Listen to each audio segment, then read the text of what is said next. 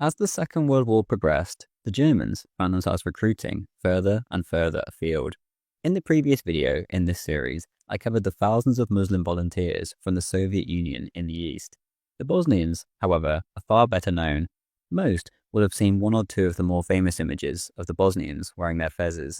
Few, however, know what the Bosnian SS actually did or whether they were effective at all.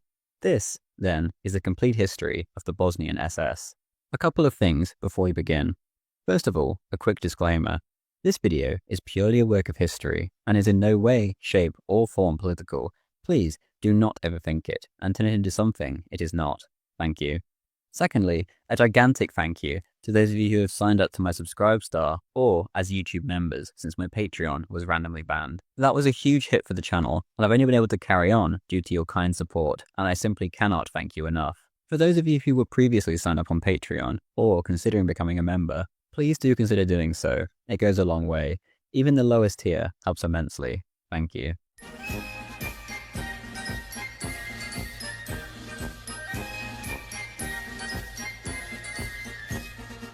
Despite promises to the contrary, the Muslims of the newly independent Croatian state were not having a good time. Mile Budak, the Minister for Culture and Education, proclaimed, quote, "The Croatian state is Christian. It is also a Muslim state, where our people are of the Mohammedan religion," end quote.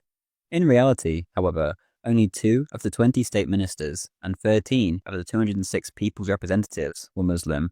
On the ground, the nation had descended into anarchy and had completely split along religious lines, as each side tried to slaughter the other. The Ustasha, obviously, were in the best position, and even the Germans were surprised at the scale of the slaughter they inflicted upon the Muslims of the Balkans.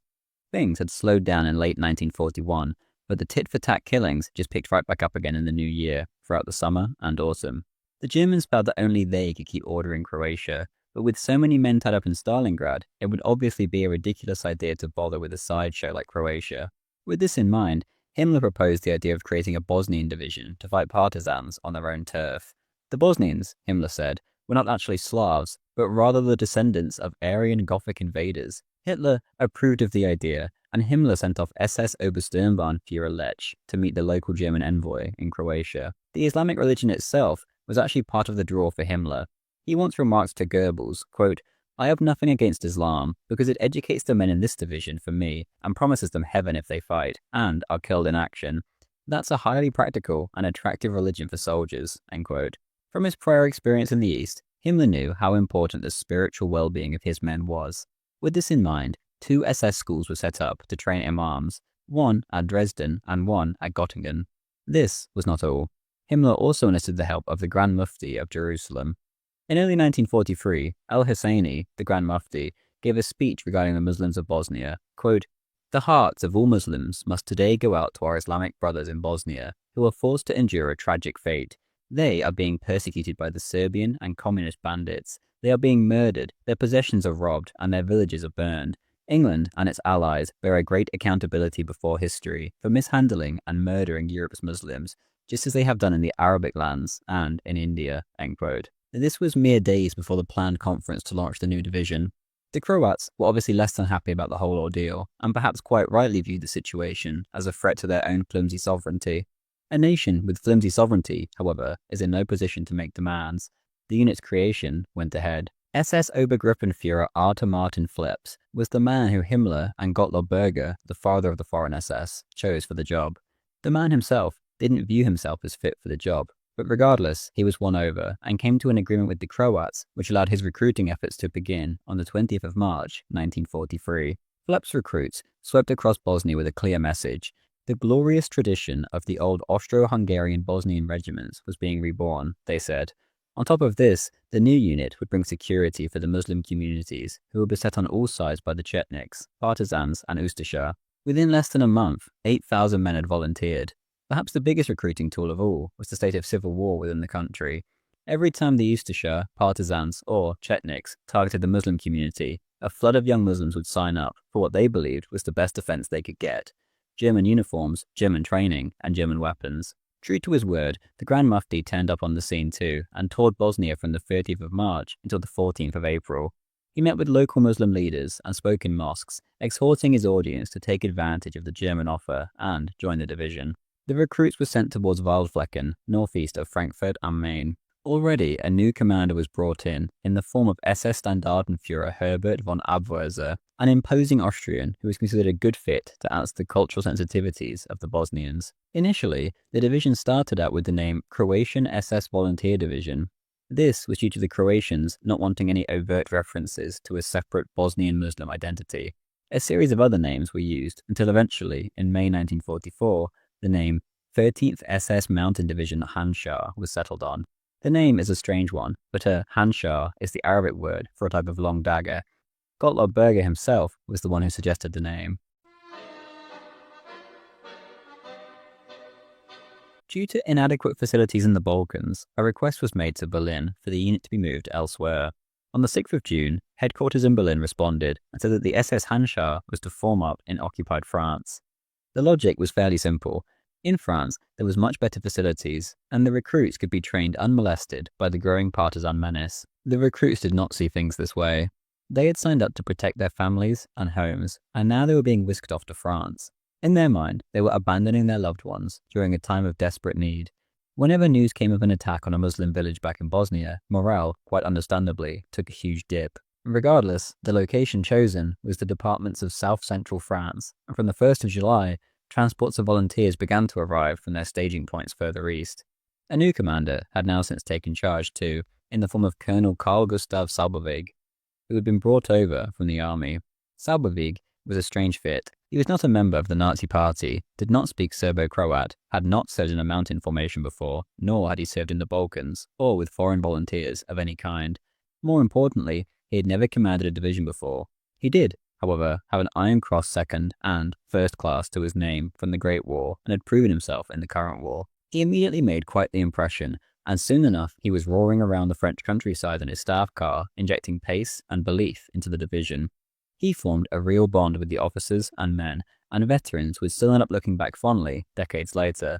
The worried men were reassured that soon enough they would be ready and sent back home to do their job and defend their families. There were problems with the division right off the bat, however. There was a struggle to fill its command cadres of officers and NCOs, and the division had to resort to compulsion or the call-up of reservists to fill the ranks. On top of this, 4 entire infantry battalions were essentially just skeletons or were struck off the establishment. In terms of equipment, things also looked bleak. The Handschar was essentially getting bottom-shelf equipment, that being captured Czech, French, and Russian weaponry. Very few modern German arms were given. These problems were about to seem negligible. From the very beginning, the SS and Croat authorities had been concerned about the division being infiltrated by Tito's partisans, who could then receive excellent training and equipment. From there, they could cause all kinds of chaos and potentially recruit even more partisans who would, in this case, have received the best training regime in the entire world. The move to southern France was partly undertaken to prevent all of this. Strict observance of Islamic customs in regards to food, alcohol, and religion had also been upheld in order to prevent infiltration. 4 men had separately joined the unit, but quickly discovered that they were all on the same page. 2 of these men were Muslims, the other 2 Catholic. Bozo Jelinek and Nikola Vukalic, the Catholics, were both highly intelligent and motivated, and Jelinek had already been promoted to officer cadet rank. Vukalic was thought of as a potential company commander. Jelinek was a member of the Yugoslav Communist Party and had joined the party under an alias after his release from a prison term for his politics. Vukalic had no overt political views, but had become fiercely anti-German. The 2 Muslims were Lutfidja Dizdarovic and Ferid Dazanik. Dazanik was to become the ringleader of this little group. He had previously served in the Yugoslav army during the German invasion, but escaped imprisonment and joined the partisans in 1942. He was then captured by the Germans, but amazingly allowed to volunteer for the Handschar. All 4 of these fellows were in the same subunit, the 13th Pioneer Battalion, based in the town of Villefranche de Rouergue. The 4 of them got together and then made contact with the local resistance through sympathetic staff at the hotel which housed the battalion's officers. The 4 leaders then concocted a plan in which the German commanders would be seized and executed. They would then lead the battalion onto Rodza, 30 miles to the west. Here, they would raise the local regiment in revolt and go from garrison to garrison until the region was on fire. The plan from there was extremely vague and naive.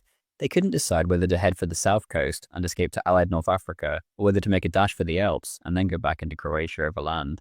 The long-term plan may have been lackluster, but the mutiny itself was not. On the night of the 16th to 17th of September, all hell broke loose shortly after midnight. The guards arrested the German NCOs and the two pioneer training companies before seizing key points across the town, including the battalion headquarters. Vukovic and Dejanek then led their troops to the Hotel Hodern, where the sleeping officers were awoken and then bundled into room 4, where they were kept under guard. The majority of them were then shot dead. Only 2 officers survived. SS Obersturmbannführer Alexander Mickiewicz punched his guards and made a run for it. Dr. Willifried Schwieger was meanwhile told that he would be spared so that he could minister to the mutineers. The battalion imam, Halim Malkok, then appeared on the scene and announced that he had known nothing of the mutiny. He spoke to the men of the first company and urged them not to join the revolt, and then went off to release the German NCOs. Together, they took back the town. The 2 Muslim leaders, Dizderovic and Dejanek, were killed in the fighting, and Vukovic, the Catholic, was captured. Jelinek fled as soon as it became clear that the mutiny was finished. He went on to join the French resistance and served with distinction before returning to Yugoslavia in late 1944. With the leaders out of action, the mutiny lost steam, and the Bosnians were disarmed and placed under guard. By mid-morning of the 17th, it was all over. SS justice was swift. On the morning of the 18th, proceedings began. By the afternoon, 14 Bosnians, including Vukovic, were found guilty of mutiny and sentenced to death. The entire pioneer battalion was paraded to watch the sentences being carried out in a field opposite the town cemetery. The men were led to a stake in the field, tied down, and then shot by firing squad. Over the next few days, 4 other Bosnians deserted, but were hunted down, brought back, and shot. It was decided that the unit needed a purge to ensure its loyalty. The Handschar was then moved to Silesia, where 825 Bosnians were culled from the ranks and sent to Dachau. From there, many were pressured into joining the Todd organization as laborers, whilst the rest were sent along to Neuengamme concentration camp. The worst consequence of the mutiny was actually Hitler's reaction. He demanded that all Osttruppen be dissolved. This was obviously impossible, as the Eastern Front had hundreds of thousands of them in their ranks as Hiwis. A compromise was reached, in which the Germans in the west would swap with the Russians and Asiatics in the east. By the beginning of June 1944, 1 in 6 battalions defending the Atlantic Wall was composed of Osttruppen. Karl Wilhelm von Schlieben's 709th Infantry Division was based in Cherbourg and now saw 1 in 5 of its ranks filled by Hiwis. He remarked, quote, "We are asking rather a lot if we expect Russians to fight in France for Germany against Americans," end quote. He was quite right. In the East, they were fighting for the future of their countries, and they understood their surroundings. In the West, they could obviously not be expected to fight a strange enemy for strange reasons. When D-Day came, they quite predictably melted like butter. Walter Cohn, a regimental commander in northern France, said, quote, "They fell to pieces immediately. They held out for a while, but when things became critical, they took to their heels too," end quote.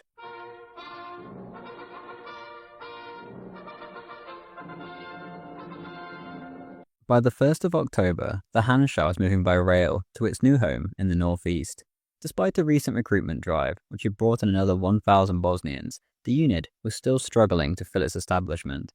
Some of the smaller units had to be removed, so others could be brought up to strength.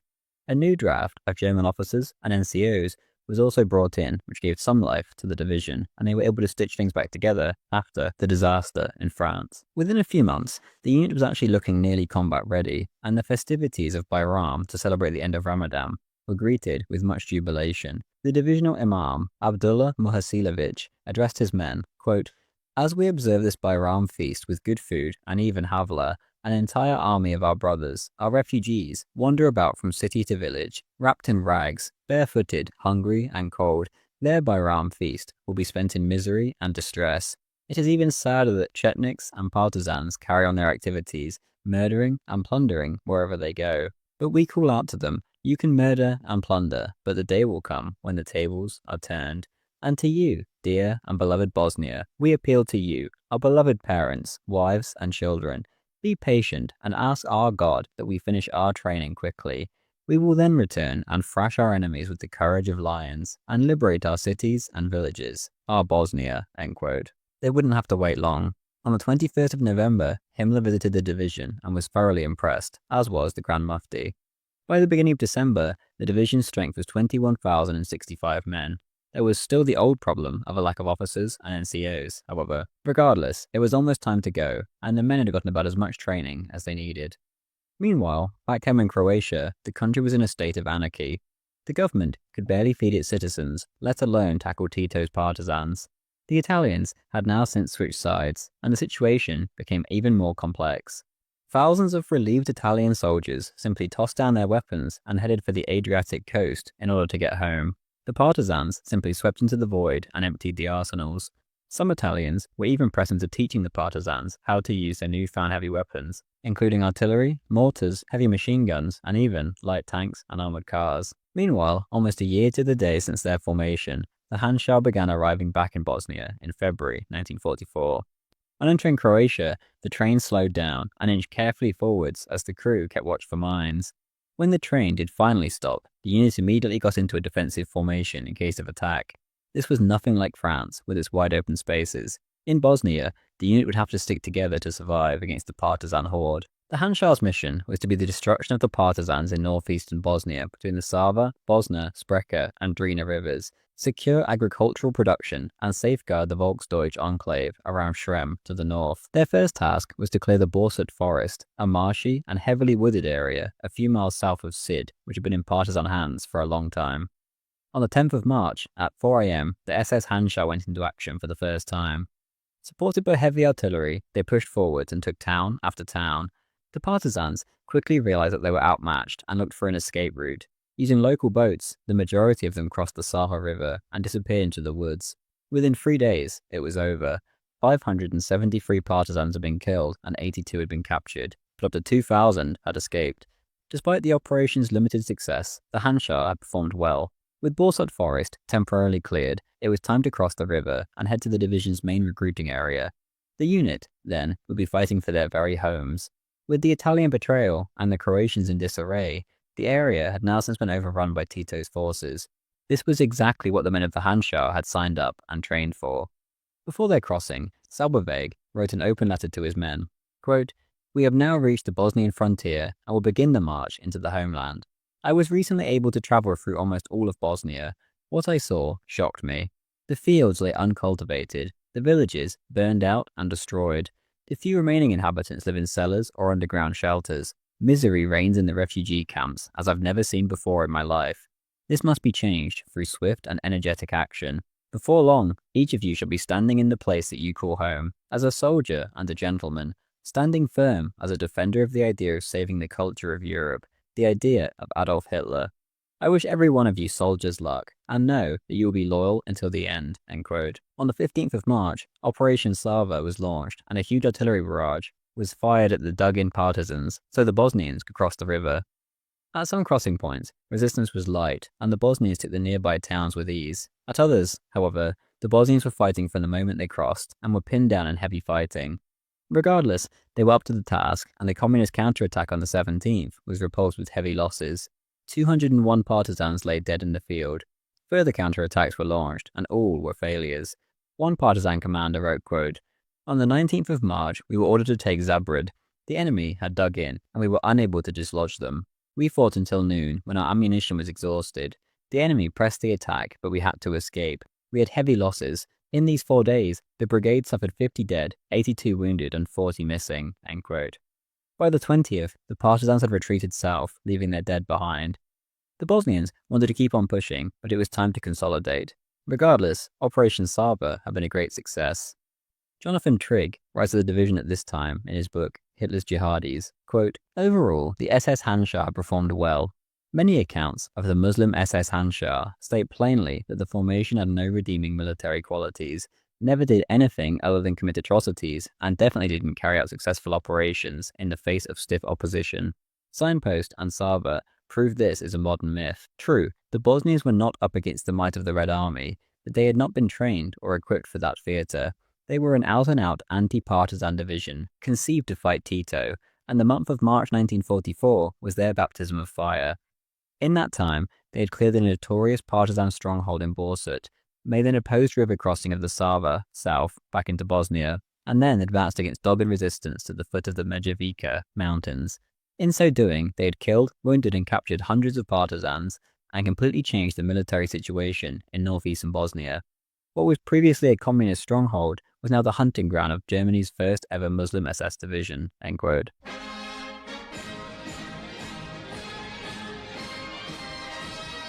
A firm foothold had now been acquired in the Bosnians' designated area of operations, and the partisans had been given a very bloody nose. There was, however, still much to do. Operation Easter Egg was to be the next step. The Handschar pushed further south with the intention of capturing the Tuzla salt mines and the Ugljevik coal mines. The partisans, once again, were swept aside. Some casualties were taken on the Axis side, but they were light by comparison. Sabrisvik issued guidelines to his troops regarding the Bosnians they now ruled over. Quote, if available, local division members should be brought together before entering into towns. Spare villages, no destructive rages, engage only the enemy. Always remember that the parents, brothers, and sisters of our fellow division members live in the villages. Destroy no houses, chop down no fruit trees. Our doctors and dentists are to treat the civilian population whenever possible. No short-sightedness towards the civilian population. Those who carry on black marketeering and usurp the property of the people in the plundered homeland of the division will be sent to a concentration camp. Remember not, how many enemies have I killed? Rather, how many friends have I made? End quote. Soon enough, however, the Bosnians were to be leaving their home territory. The next operation was further south, which no one was overly happy about. Regardless, they had a job to do south of the river Spreka. Their objective was firstly the town of Tuzla. From there, the towns of Vladanj in the west and Vlasenica in the east would be seized. Then, Zvornik could be seized, and a blockade could be formed against the Drina. This was to be Operation Maypole, one of the largest anti-partisan operations of the entire war. On the 23rd of April, the 28th Regiment advanced south and seized Tuzla on the first day, before taking Stopari a day later.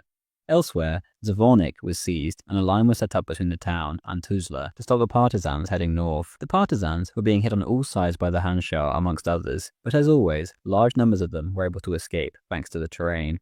Some, however, chose to counterattack, such as at Vlasenica, which had 2 entire communist divisions thrown at it. Sekavilci was also surrounded, and for the first time, the SS troopers were outnumbered and outgunned.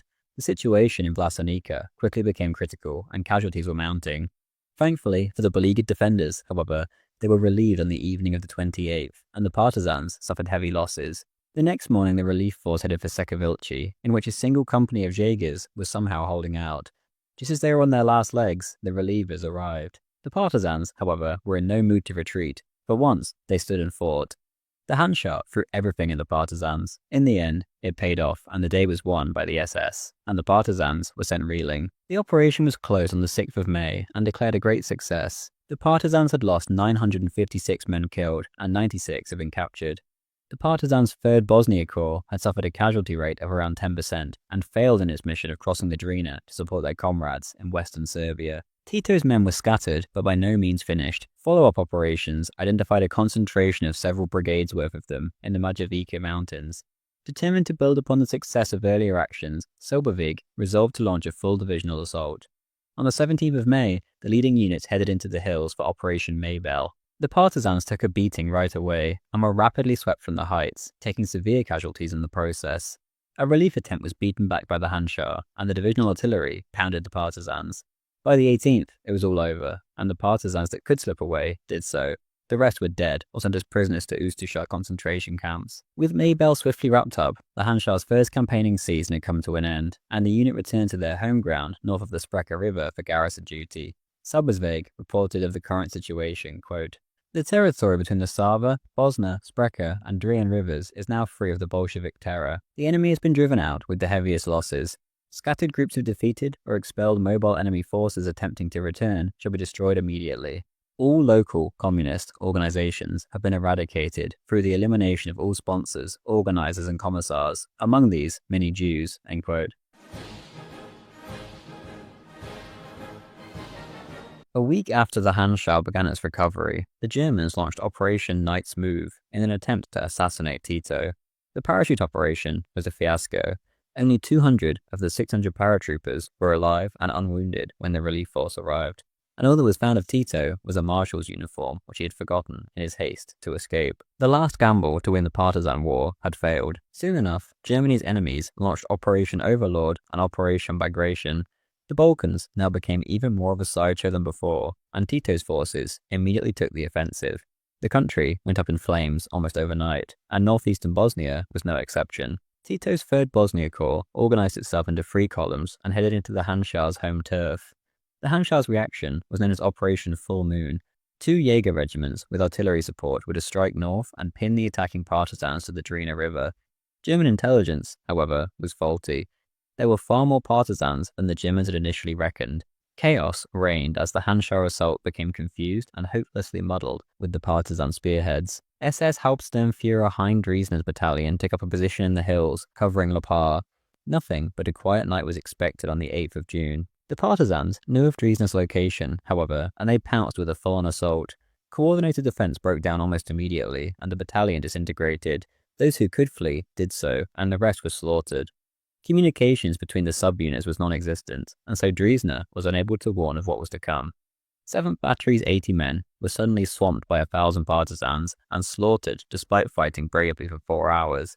Half of their number were left dead, and the survivors had to make a break for it. A major Handschar counterattack took place after the initial shock. This was not to be like before, however. Months before, the partisans would have reacted with a brief struggle before melting away into the forests and hills. Now, however, they would stand and fight. The Handschar's 4 Jaeger companies were forced to fight for every inch of territory, and casualties were heavy. Regardless, they pushed on and took village after village, and the officers led from the front in true Waffen-SS fashion. On the 10th of June, the partisans withdrew and left the streets of Le Pas and Zegenice empty for the Handschar to take. Upon entry, the Handschar found dozens of their comrades, many of them viciously mutilated. The defeat had been a gigantic setback for the Handschar. Until now, northeastern Bosnia had been relatively quiet and was a rare Axis success story in occupied Yugoslavia. Now, however, the partisans had changed all of that.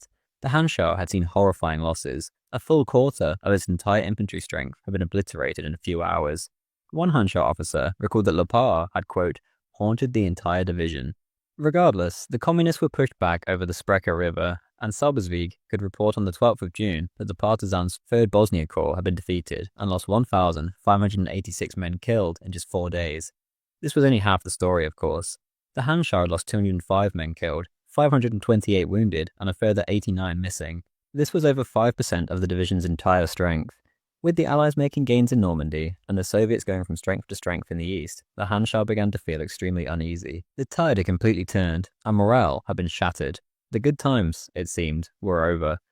The division now retreated into a period of reorganization. Recruits were drafted in to make up the losses, and some of the Jaeger regiments were expanded. 500 Croatian Volksdeutsch were even brought in from the Reich Labour Service to stiffen up the unit. New equipment was hard to find, however, and things weren't quite the same. On top of this, Himmler decided to create a second Bosnian Muslim division, the Kammer. A substantial number of the Handschar's best men were stripped away and sent to the new unit, which eventually just went nowhere. Key senior personnel went with them, including Salbersweg, who was reassigned elsewhere. It was a blow which the division could simply never recover from. Worst of all, the unit wasn't even able to recover in a literal sense. The partisans continued to launch attacks into northeastern Bosnia and constantly harried the Handschar. Large bodies of partisans would cross the Sprecher, Sava, and Drina rivers to harass them endlessly. As soon as one attack was put down, another would begin. There seemed to be no let-up.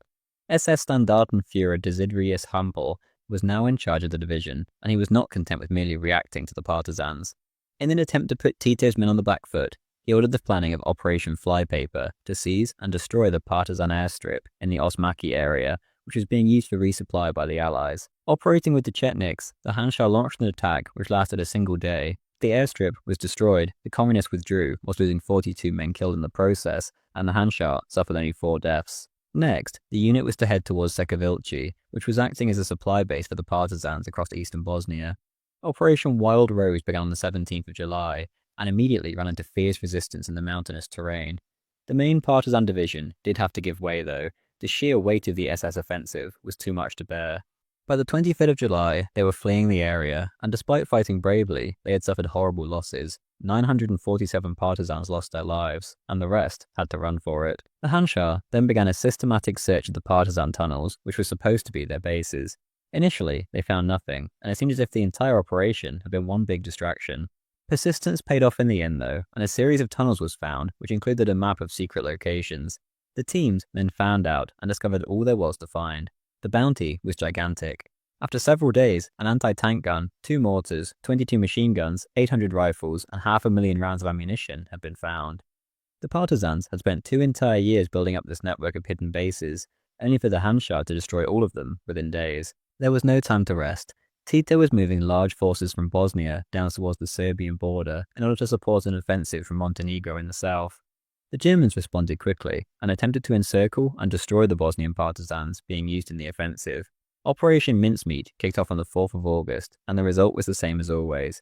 The Communists took heavy casualties, then vanished into the terrain, only to reappear once the Germans were gone. 227 partisans were slain, and a further 50 were captured and sent off to camps.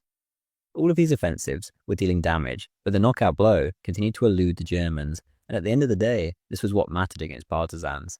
The Communists seemed to have an endless supply of manpower, and they were being absolutely flooded with equipment by the Allies from Italy. Tito's men were continuously growing stronger despite all the setbacks, whilst the Axis forces grew ever weaker.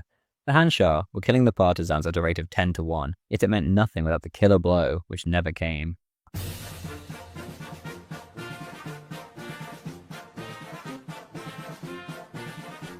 In the north, the Poles were in revolt during the Warsaw Uprising, and Stalin's armies had stopped at the Vistula. A momentous decision had been made.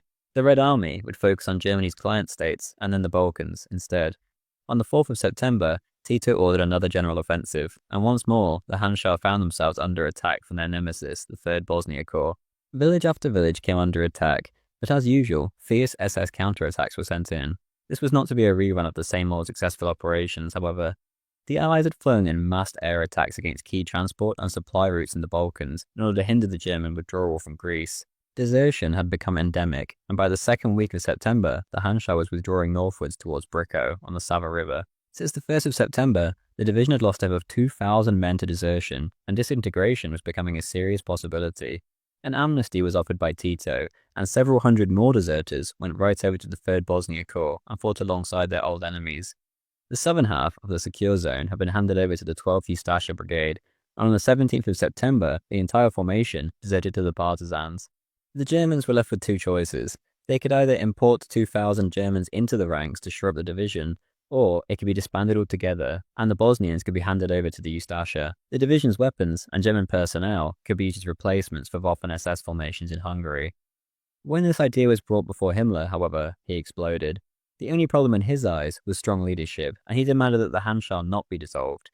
They were instead to be renewed with National Socialist vigour, as he put it. Meanwhile, in reality, Romania had switched sides in August, and by early October, the Red Army was getting closer and closer to Bosnia as it entered northern Serbia and began to fight its way southwards.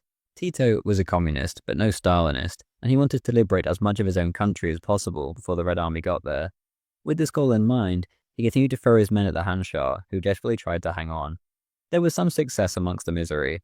On the 9th of October, Hans Koenig carried out a masterly ambush on the 17th Majevica Brigade at Vukasavci. With mortars and heavy machine guns, he surprised the well-armed brigade before finishing them off at bayonet point.